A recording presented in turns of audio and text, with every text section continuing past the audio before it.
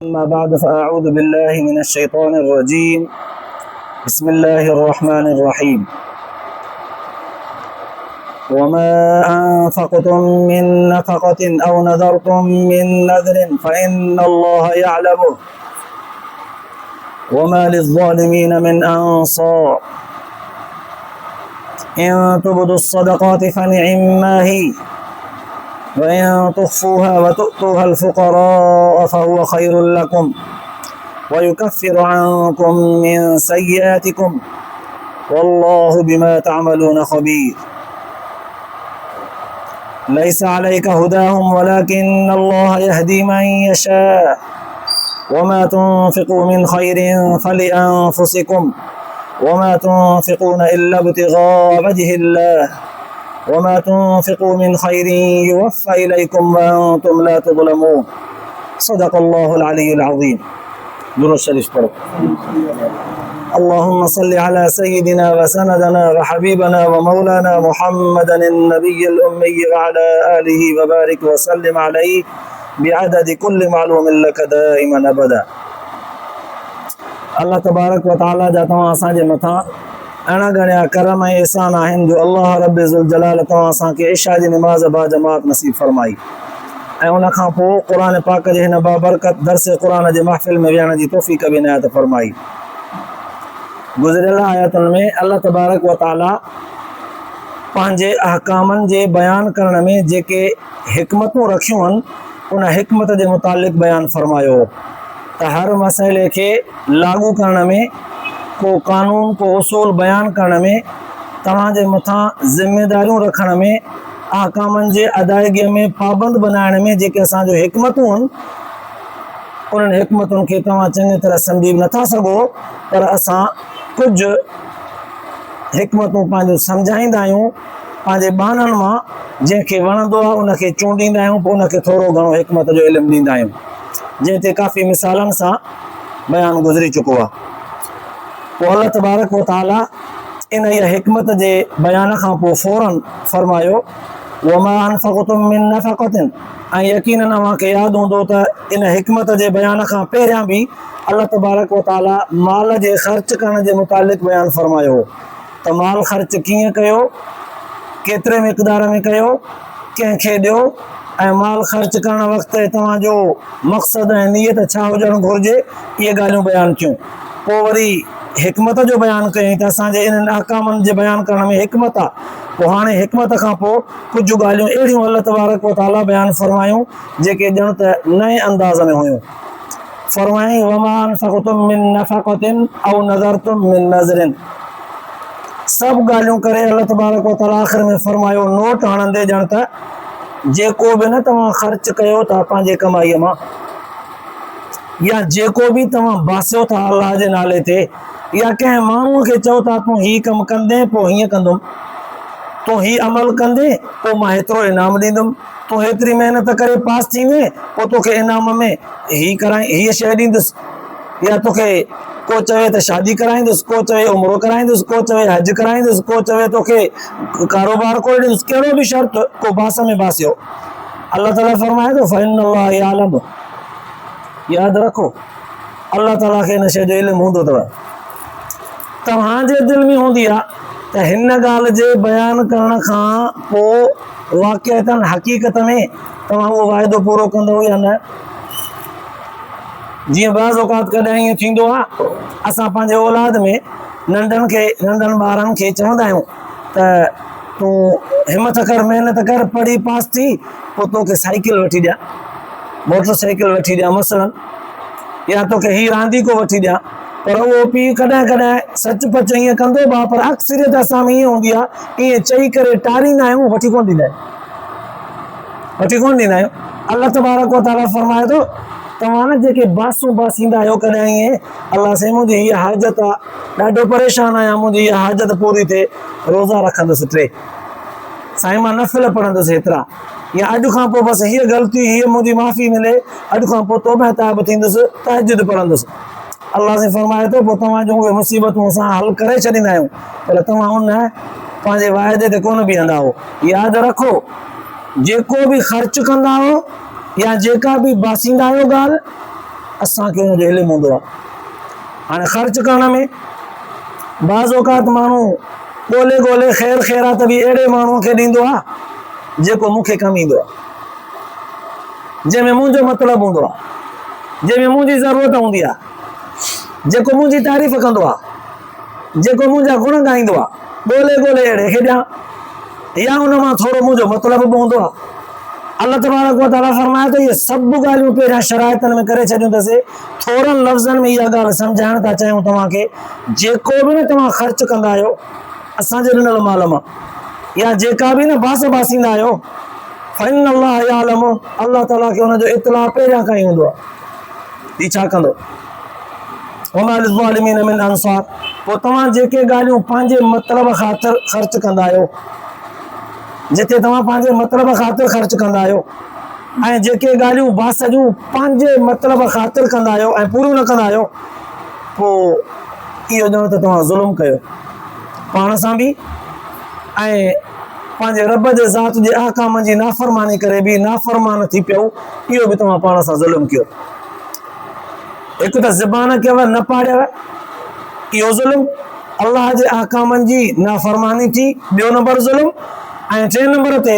अल्लाह तबारक व तआला जे ॾिनल माल खे ख़र्च करण में नाइंसाफ़ी, टियों ज़ुल्म। अल्लाह जी फरमाए वमा लिज़्ज़ालिमीन मिन अंसार। पोइ जॾहिं तव्हां ज़ालिम थी पवंदव न, त पोइ यादि रखो असांजो फ़ैसिलो थियल आहे इहो त असां ज़ालिमनि जी मदद न कंदा आहियूं। फाथंदव जॾहिं मुश्किल में फासंदव, पंहिंजे करतूतनि सबबु कंहिं ॾुखियाईअ कंहिं खाईअ में वञी किरंदव, यादि रखो पोइ मदद घुरंदव, असांजी मदद तव्हांखे न मिलंदी। केॾा वॾा चिटा लफ़्ज़ आहिनि।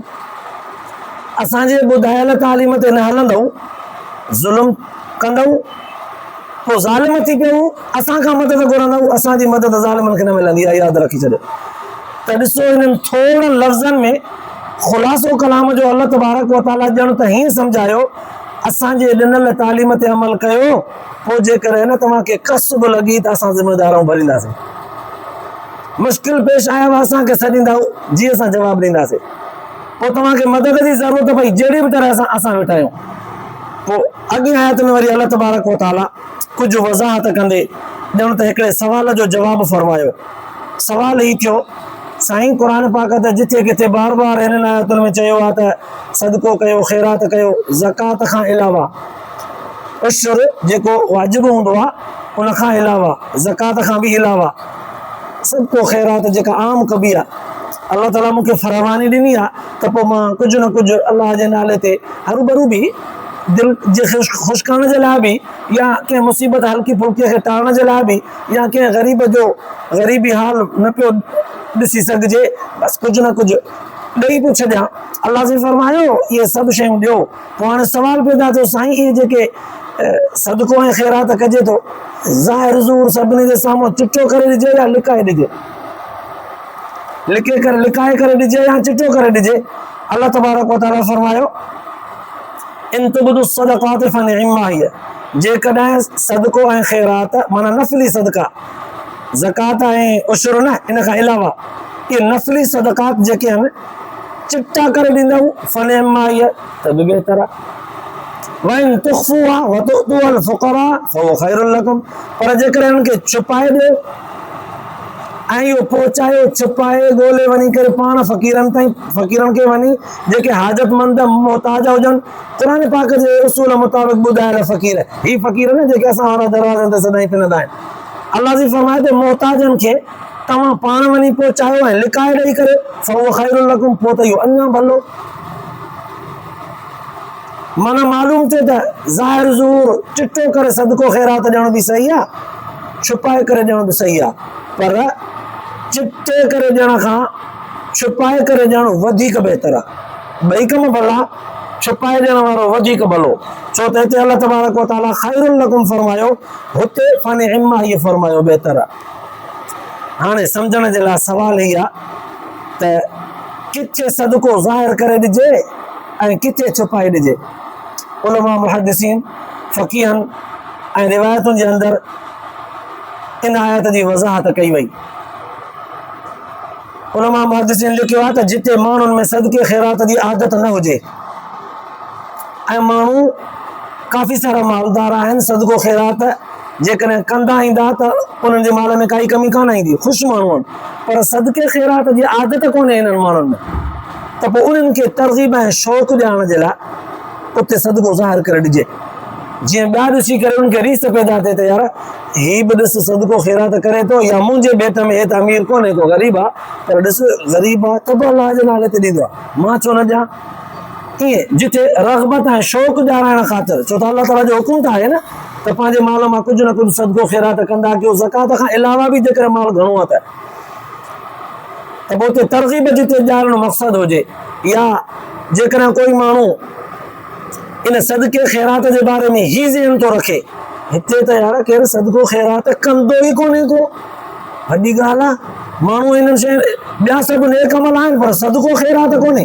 उते उहो माण्हू चिटो करे ॾिए त भाई ईअं न सम्झो अलाह ताला जे अहकामनि ते अमल आहे, पर माण्हू लिकाए ॾींदा आहिनि, ही भला अॼु असां खणी ज़ाहिर था कयूं, ख़बर हुजे ई त माण्हू सदको ॾींदा आहिनि, ईअं माण्हुनि खे सफ़ा मालूम न सम्झो। मतिलबु ख़दशे खे ख़तमु करण लाइ ऐं माण्हुनि में रग़बत ऐं शौक़ु पैदा करण जे लाइ जेकर इहा नियत हुजे त, बाक़ी ॾेखाव न त माण्हू वाह वाह कंदा, इन जे लाइ न इरादो, नियत जेकॾहिं ख़राबु हूंदी त गुनाह थींदुसि, नियत सही आहे त पोइ सवाबु थींदुसि। ऐं ॿियो जिते ज़ाहिर सदको ॾियण में माण्हू उनखे रिया सम्झंदा हुजनि, माण्हू उनखे बुरो सम्झंदा हुजनि, अक्सरियत रवाज जा माण्हू सदको ख़ैरात कंदा आहिनि पर लिकाए, कंहिंखे कंहिंजी ख़बर ई कान थी पए, या बाद में ख़बर पवंदी आहे त इहो फलाणो माण्हू जेको आहे न इहो अथई सफ़ा ग़रीब, पर इहो तोखे ॾिसण में कीअं ईंदो आहे अमीरनि जहिड़ो न, खाइण पीअण में लटे कपिड़े में, हा यार आहे बि ग़रीब पर हुनजी उथणी वेहणी अमीरनि जहिड़ी आहे, ॿिए ॿुधायोसि त इन जो ख़र्चो फलाणो मुख़ैर माण्हू भरींदो आहे, हे बि हुन ते ॾिस न कीअं ख़ुशि हूंदो आहे, माशा अल्लाह फलाणो टेक ॾींदो अथसि, या फलाणा 2-4 माण्हू गॾिजी करे इन जे घर जो ख़र्चु भरींदा आहिनि, हे बि अहिड़ो सुलझणो आहे, पोइ पाण खे ममड़ो करे न घुमाईंदो आहे, अमीरनि वांगुरु बादशाह थी करे घुमंदो आहे, अलाह ताला हिनखे बि इज़त ॾिनी आहे, हू बि हिनखे ख़ुफ़िया तौर ते ज़ाहिर थी थो वञे, माण्हू लिकाए ॾे पोइ खणी ज़ाहिर थी वञे त ख़ैरु आहे। त हाणे जिथे रिया जो ख़तरो हुजे उते लिकाए ॾिजे, जिथे तरग़ीब जो शौक़ु ॼाणण जो इरादो हुजे उते ज़ाहिर करे ॾिजे। पोइ अल्लाह तबारक व तआला फरमायो हाणे इहा माहौल में पाण नज़र रखंदो तव्हां त असांखे सदको ख़ैरात कहिड़ी तरह सां ॾियणो आहे, लिकाए करे या ज़ाहिर करे, पोइ जॾहिं असांजे ॾिनल तालीम ते न तव्हां अमल कयो पोइ अल्लाह से फरमाए थो युकफ़िर अन्कुम मिन सय्यातिकुम, तव्हांजे ॾोहनि खे असां मिटाईंदासीं, असांजे तालीम ते अमल जो कयो, तव्हां असांजे ॿुधायल अहकामनि खे तव्हां जी जो कयो, अखियुनि ते रखियो, अमल में आंदो, असां तव्हांजे कोताहिनि खे मिटाईंदासीं, ग़लतियूं मिटाईंदासीं, माफ़ कंदासीं, वल्लाहु बिमा तामलून ख़बीर। बाक़ी यादि हुजे भई इहा ॻाल्हि, अल्लाह तबारक व तआला खे सभु ख़बर अथव जेको कुझु तव्हां कयो था, ईअं न त दिलि में इरादो हुजे त माण्हू चवंदा त वॾो मुख़ैर आहे, दिलि में इरादो इहो हुजे ऐं कोई चए थो त भाई ॾेखार छो कंदो आहियां यार, त जवाबु वरी अहिड़ो ॾिए त माण्हुनि खे रग़बत ऐं शौक़ु ॼाणण जे लाइ कंदो आहियां, ज़बान ते हिकिड़ी ॻाल्हि थो करे दिलि में वरी ॿी अथसि, अल्लाह साईं तॾहिं फरमायो त मूंखे सभु ख़बर अथव जेको कुझु तव्हां कंदा आहियो, माना ॼण त हीअ आयत असांखे इहो बि सबक़ ॾिए पई त ज़बान ते हिकिड़ा दिलि ते ॿिया अहिड़ा माण्हू अल्लाह ताला खे पसंदि कोन्हे, जेको ज़बान ते पंहिंजे अमल पंहिंजे ॻाल्हि में, माना ज़बान ते हिकिड़ो पंहिंजो पाण खे पेश करे मां हीअ आहियां, दिलि में ॿियो हुजे, ज़ाहिर में ॿियो हुजे, जंहिंखे शाह साहिब हीअं चयो आहे, जेके माण्हू न कॾहिं कॾहिं दिलि में हिकिड़ी ॻाल्हि रखंदा आहिनि, ज़बान ते ॿी ॾिठी पॉलिसी रखंदा आहिनि, अंदर में ॿियो हूंदो अथनि, ज़ाहिर खणी ॿियो कंदा आहिनि, त पोइ शाह साहिब हुननि जे लाइ चयो आहे त ॿाहिरि ॿोली हंज जी अंदरि कारो कांव, ॿाहिरि ॿोली हंज जी अंदरि कारो कांव, अहिड़ो बेलो थां भनी बोरा बोरा कजे। अल्लाह तबारक व तआला खे बि इहा ॻाल्हि पसंदि कोन्हे, तॾहिं फरमायईं त तव्हां जेकॾहिं सदका ज़ाहिर करे ॾियो या लिकाए करे ॾियो, मसइले त पाण ॾिसो फ़क़ीहनि बुज़ुर्गनि मुहद्दिसनि बयानु करे छॾी, पोइ हाणे असांजे ॾिनल तालीम ते चंबड़ी करे जेकॾहिं अमल कंदव असां तव्हांजे ॾोहनि खे माफ़ कंदासीं, ऐं पर इहो बि ख़बर हुजेव त असांखे सभु ख़बर आहे जेको कुझु तव्हां कयो था। पोइ हाणे रिवायत जे अंदरि ईंदो आहे हुज़ूर सल्लल्लाहु अलैहि वसल्लम जन जे ज़माने में सहाबा किराम जेके अमीर हा, शाहूकार हा, उन्हनि सदको ख़ैरात ॾियणु शुरू कयो। ख़ुदि हुज़ूर सल्लल्लाहु अलैहि वसल्लम जन वटि जॾहिं जंगियुनि जो माल फए गनीमत जो माल अचे पियो थो तॾहिं हुज़ूर सल्लल्लाहु अलैहि वसल्लम जन बि काफ़ी माण्हुनि खे ॾिनो। पोइ उन वक़्तु सहाबा किराम खां हुज़ूर सल्लल्लाहु अलैहि वसल्लम जन खां हिकिड़ी ॻाल्हि अहिड़ी ज़ाहिर थी जो सदको ऐं ख़ैरात मुस्लमाननि खे पिया ॾिननि, काफ़िर मिस्कीन बि हुआ, हाजतमंद बि हुया, पर उन्हनि खे कोन ॾिननि। पुछा कई वई त वाह, सदको ख़ैरात ही बि ग़रीब आहिनि, हिननि खे कोन था ॾियो, हिननि ग़रीबनि खे तव्हां ॾिनो आहे छो? जवाब मिलियो त वाह, ही पोइ बि मुस्लमान आहिनि, ही वरी काफ़िर आहिनि, काफ़िरनि खे सदको ख़ैरात छो कनि, मुस्लमाननि खे ॾियूं न। अल्लाह तबारक व तआला हुन जे लाइ फरमायो, सोना नबी तव्हां इहो फ़र्क़ु जेको ज़ाहिर कयो आहे, इहो फ़र्क़ु छाजे करे? शायदि हिन जे करे त सदको ख़ैरात जॾहिं बि मिले तॾहिं मुस्लमाननि खे ॾियो, काफ़िरनि खे न ॾियो, काफ़िर ग़रीब आहिनि, इन लिहाज़ लालच में अची करे माना मुस्लमान थियनि, यार असां बि मुस्लमान थींदासीं त पोइ असांखे बि सदको ख़ैरात मिलंदो। इन बहाने सां इस्लाम उन्हनि खे मिली वियो त पोइ इस्लाम पाण ई उन्हनि खे तालीम ॾींदो, इहा उहा लालच उन्हनि जे दिलि मां निकिरी वेंदी। जंहिं दौलत या जंहिं सदके ख़ैरात खे हासिल करण जे लालच में इस्लाम में अचनि था, इस्लाम पाण उन्हनि खे तालीम ॾेई छॾींदो। इहा तव्हां मसलियत जेकॾहिं रखो था, अल्लाह पाक चयो जेकॾहिं तव्हां इहा मसलियत रखो था त ख़ैर ख़ैरात मुस्लमाननि खे ॾियूं, काफ़िरनि खे नथा ॾियूं था त उहे बि आहिस्ते आहिस्ते इस्लाम में अचनि। अल्लाह से फरमायो लैसा अलैका हुदाहुम, सोना नबी हिकु त तुंहिंजे हथ में कोन्हे त तूं जंहिंखे चाहीं हिदायत ॾी न, ऐं हिदायत ॾियण जे लाइ एॾो वॾो मनसूबो, वॾी टल, वॾी ट्रिक रखो हिकिड़ी, तव्हांजे हथ में कोन्हे को। वलाकिन अल्लाह यहदी मन यशा, अल्लाह ताला जे हथ में आहे, जंहिंखे चाहे इस्लाम नसीब करे,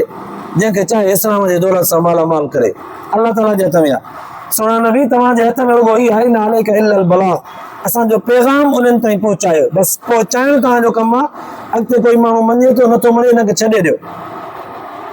वमा तुनफ़िक़ू मिन ख़ैरिन फलिअनफ़ुसिकुम, हाणे इन आयत जे लफ़्ज़नि सेखारियो त हिकिड़ो इंसान जे मथां माल ख़र्च करणु फ़र्ज़ु आहे, वाजिबु आहे, फ़र्ज़ु आहे, ज़कात आहे। निसाब जेतिरी मिल्कियत आहे त 12 महीने उन मां ज़कात 40% कढणु फ़र्ज़ु आहे। न कंदो माण्हू त ॾोहारी थींदो,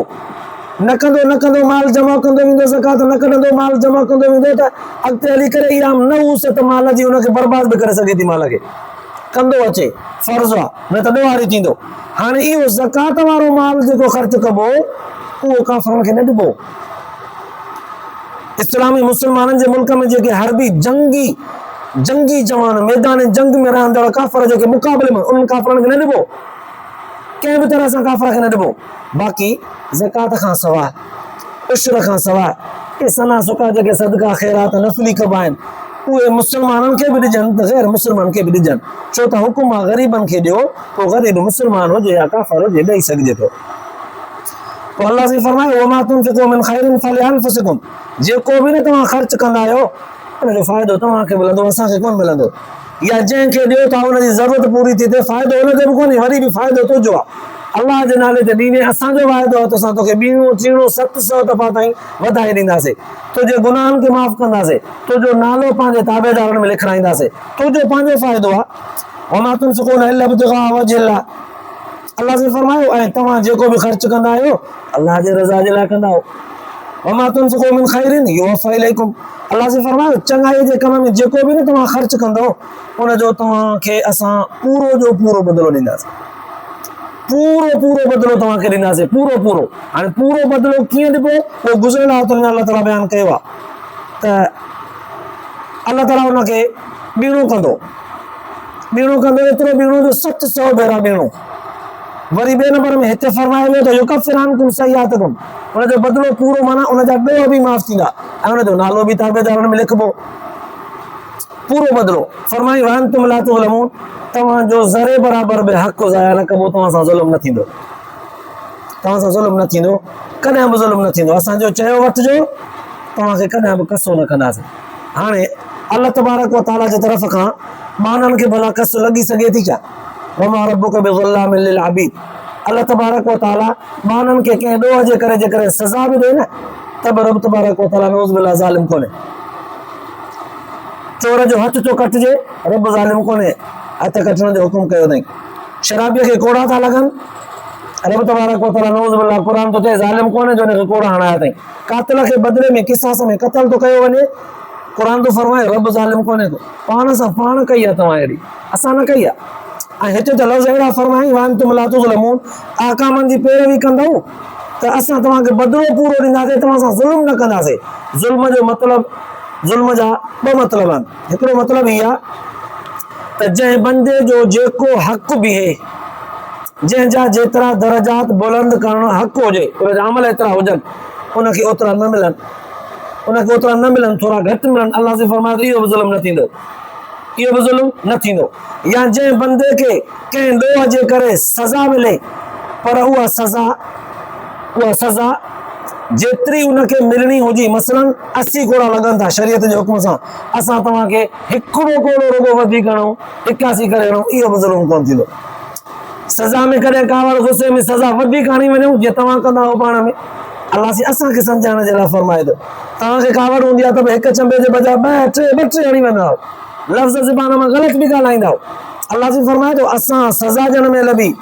ज़्यादती कोन कंदा आहियूं, इहो ज़ुल्म आहे। ऐं कंहिंखे पंहिंजो हक़ पूरो करे ॾियण में बि कस्सो न कंदा आहियूं, इहो बि ज़ुल्म आहे। ॿई पासा ज़ुल्म असां वटि कोन्हे को असां हक़ पूरो कंदासीं। अल्लाह तबारक व तआला तव्हां असांखे ॿुधण ऐं ॿुधाइण खां पोइ अमल जी तौफ़ीक़ नसीब फरमाए, आख़िरत जे लाइ निजात जो ज़रियो बनाए। आख़िर दावाना अल्हम्दुलिल्लाह रब्बिल आलमीन।